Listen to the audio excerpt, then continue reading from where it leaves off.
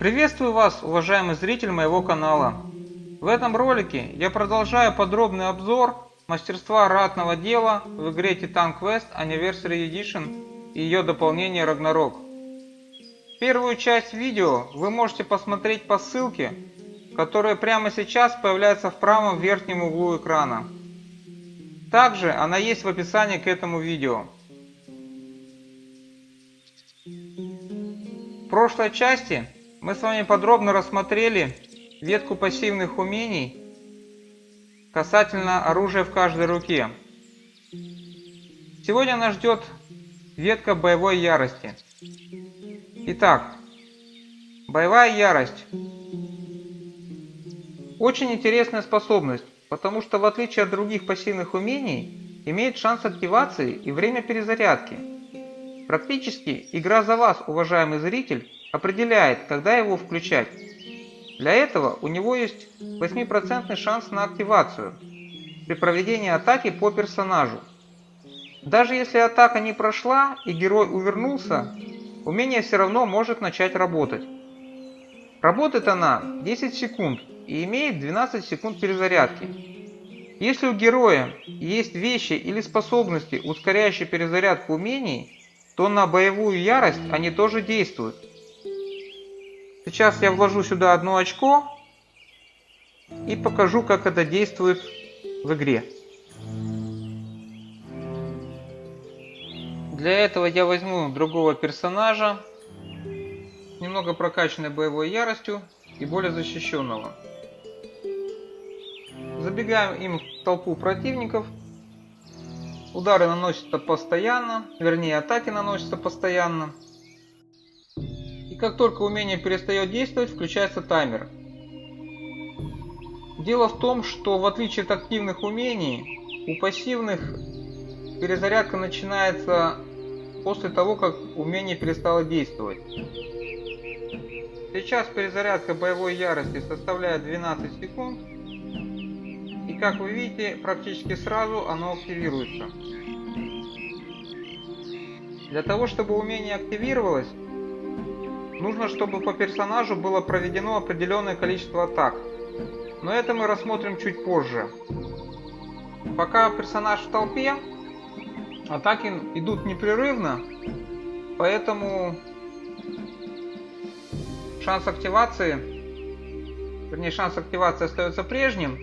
Но так как атак достаточно много, активируется он достаточно быстро. Как вы видите, в среднем получается примерно 13 секунд. Но сейчас мы поставим вещи, ускоряющие перезаряд умения, на 80%. И посмотрим, что получится. К сожалению, 100% сделать нельзя, 80% это порог, который установлен в игре.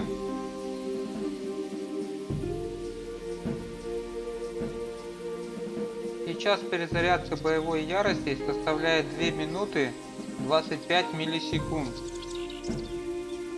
В игре это показано в десятых, там написано 2,4 секунды. И мы видим, что среднее время перезарядки, вернее перерыва между активацией, составляет чуть больше 3 секунд. А теперь давайте посчитаем, сколько нужно ударов, вернее сколько нужно атак для активации умения. Итак, умение активно. Как только заканчивается 2 секунды перезарядки, начинаем считать атаки на персонажа.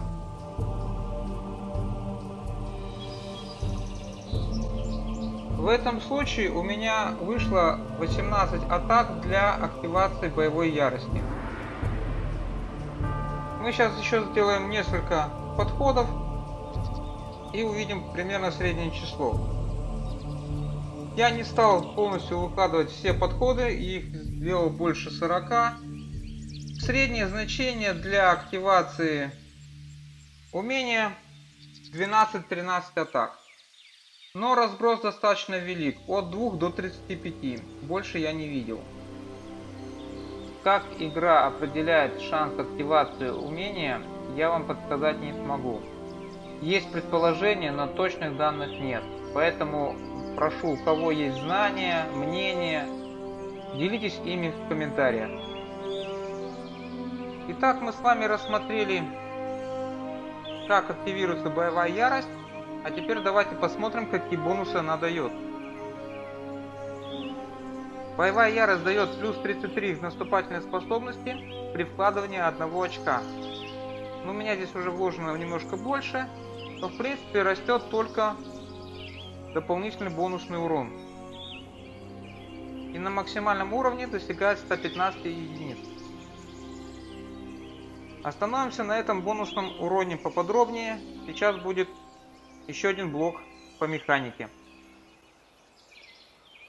Этот урон увеличивается силой персонажа и модификаторами физического урона, как и урон от оружия. Только формула увеличения силы немножко другая. Вы ее видите сейчас в левом верхнем углу экрана. Чтобы стало понятней, рассмотрим на примере моего персонажа. Итак, 115 единиц урона увеличивается модификаторами, которые дает броня плюс 47% и головной убор плюс 25%. Сначала урон усиливается модификаторами по первой формуле, и теперь его значение 198 единиц. Дальше идет поправка силой по нашей формуле, которую я приводил выше. Итого получается, что прибавка от боевой ярости составляет 739 единиц. Сейчас у нас урон 212 плюс 739, получается 950 единиц урона. Всего должно быть в бою. Давайте посмотрим, так ли это. Но еще посмотрим наступательную способность. Сейчас она 986 единиц. Посмотрим, как она будет выглядеть при активации умения боевой ярости.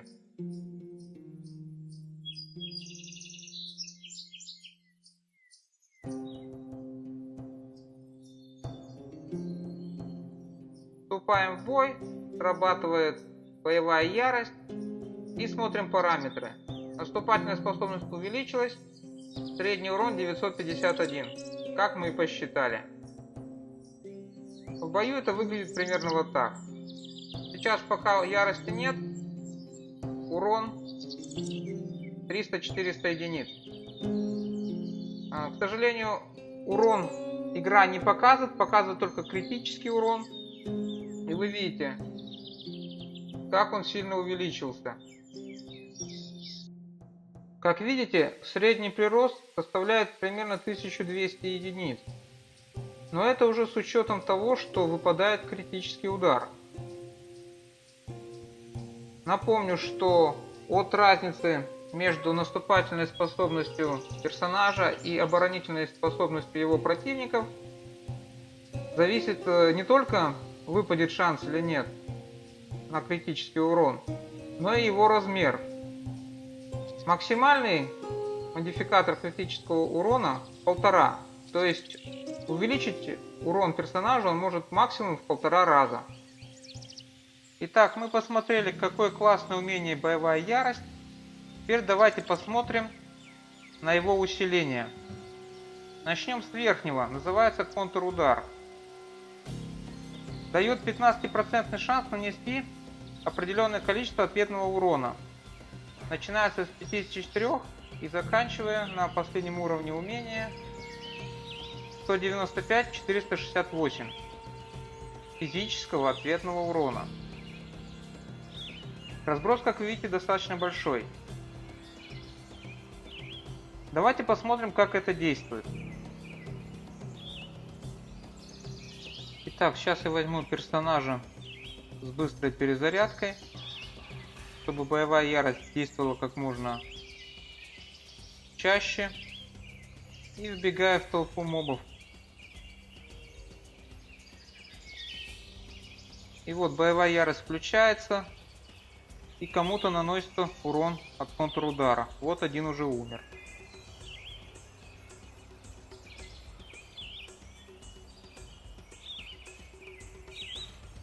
Так, еще парочку. Сразу скажу, что на дальние атаки контрудар не действует, только на ближний бой. Вы все видите сами, даже комментировать не нужно. Урона наносится немного, выпадает он нечасто. Когда боевая ярость не работает, урон не наносится, потому что это усиление именно боевой ярости. То есть срабатывает только когда боевая ярость активна. А активна она всего 10 секунд.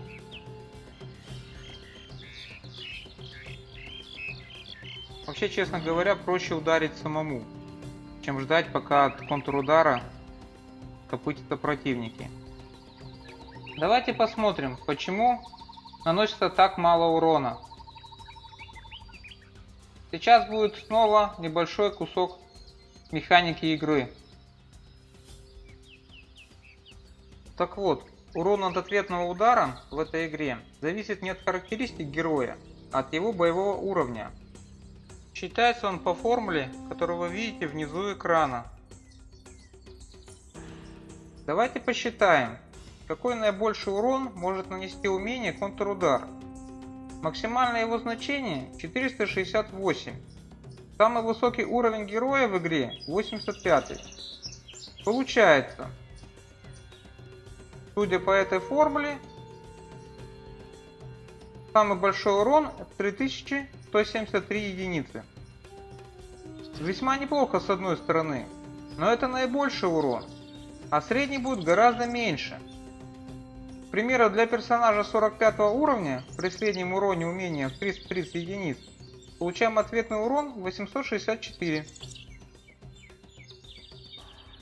И это с 15% шансом при срабатывании боевой ярости, которая действует только 10 секунд. Не очень полезное умение, но какое есть.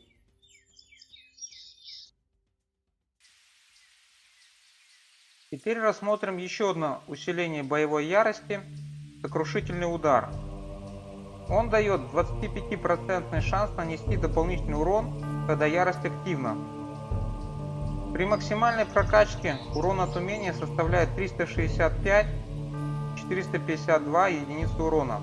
Замечу, физического урона, который увеличивается модификаторами и силой персонажа. В нашем случае при среднем уроне 408 единиц от умения и силе персонажа 1776 бонусный урон составит 2620 единиц. Весьма хорошая прибавка, не находите? Тем более, что этот урон добавляется к тому, что дает боевая ярость. То есть это отдельный урон. Давайте посмотрим, что будет в бою и как это все работает. Персонаж бежит в бой, активируется боевая ярость и первый же удар сокрушительный, да еще и с рассечением. Естественно, в бою все умения вкладываются, и сокрушительный с боевой яростью и усиленным модификатором выдал вот такой большой критический урон. Но если без него, то вы видели средний урон где-то 4000. При том, что без сокрушающего удара примерно 1200, 1300, 1400. Вот такое вот забавное умение. На этом заканчиваю обзор ветки боевой ярости и перехожу к следующему пассивному умению – уклонение. Это настоящее пассивное умение, действует всегда и дает герою шанс уклониться от атаки ближнего боя. Шанс растет по мере вкладывания очков и достигает 30% на максимуме. То есть, вкачав этот навык, герой уклоняется почти от трети атак ближнего боя. Мало того, если у героя есть вещи с процентным шансом уклониться от атаки, вот как на моем, поножи и наручи, вместе 17%, плюс умение 30%, итого получаем 47% шанс уклониться от атаки ближнего боя. На дальний бой действует другое уклонение, называется уклонение от метательных снарядов. Вернее, даже от летящих снарядов. Давайте посмотрим, как это действует в бою. Сейчас отловим одного персонажика. Вот этого. Отлично. И посмотрим, как он нас бьет. Не попал, не попал. Вот попал. Снова не попал, снова попал. Видите, примерно в половине случаев он по нам просто не попадает. То есть здоровье не отнимается. Так работает уклонение. На этом разбор пассивных умений закончен. А в следующей части вас ждет самый имбовый навык этой школы – боевое знамя. Ставьте лайки, подписывайтесь на канал, активируйте колокольчик, и вы первым узнаете о выходе третьей части. А я прощаюсь с вами, всего доброго и приятной игры!